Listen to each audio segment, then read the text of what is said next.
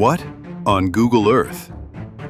We're headed to the village of Upper Nyack in the state of New York, to a quiet, shady street you can find in most any American suburb.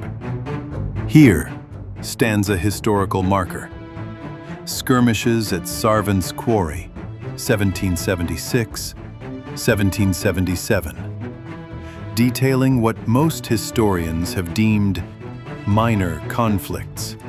So minor, in fact, that the marker was only erected as recently as 2021. Outside of locally based Nyack history buffs, what happened here is not well known, but maybe it should be.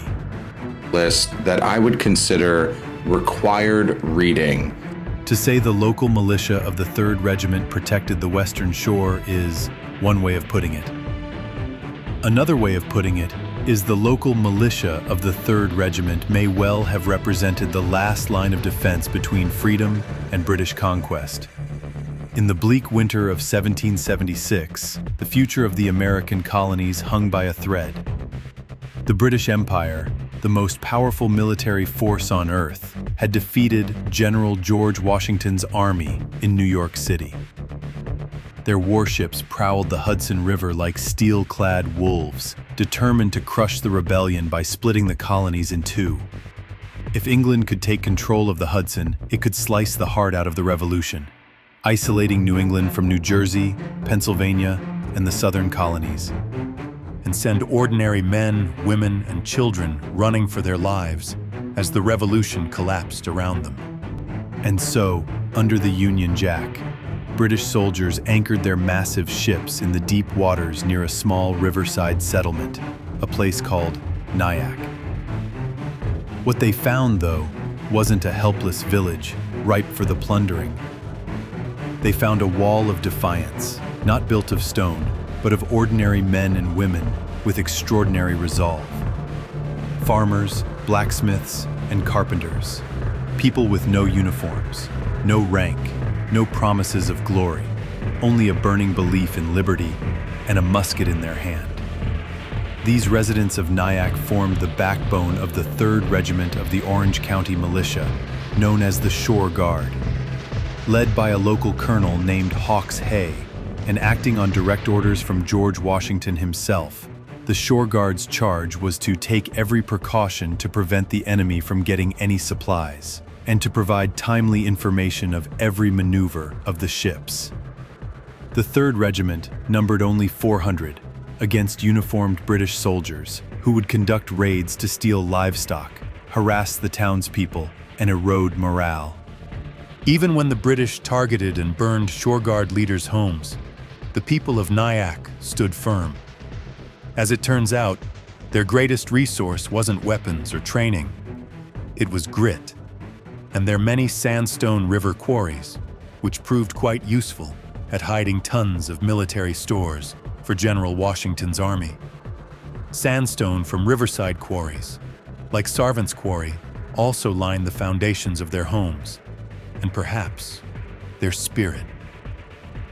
These local patriots repelled British landing parties multiple times, turning back the same empire that had crushed revolts across continents.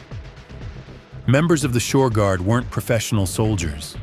They were husbands, fathers, and sons. They had no warships, no generals, no reinforcements waiting just over the hill. But what they did have was a unifying purpose, a deep sense of duty, a refusal to be ruled by a distant king, and a hope for something more, a future where their children might live free.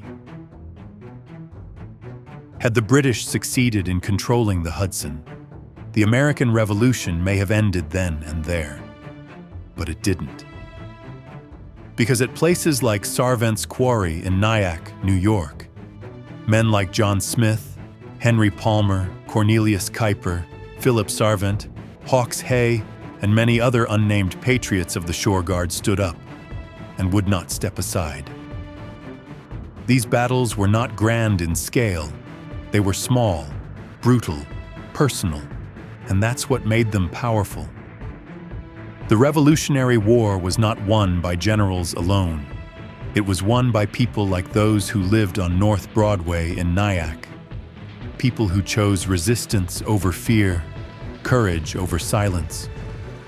They held their ground even when the British Empire sent cannonballs through their front doors and changed the course of history. So today, as we pass by this small plaque on an otherwise ordinary street, let's not overlook it. Let's remember that in this quiet town beside the Hudson River, ordinary citizens became guardians of the American dream. The shore guard didn't just protect a village, they frustrated a powerful enemy. And as George Washington crossed the Delaware and into history, the people of Nyack could take pride in knowing they helped hold the line for a fledgling new nation. Right here, on Google Earth.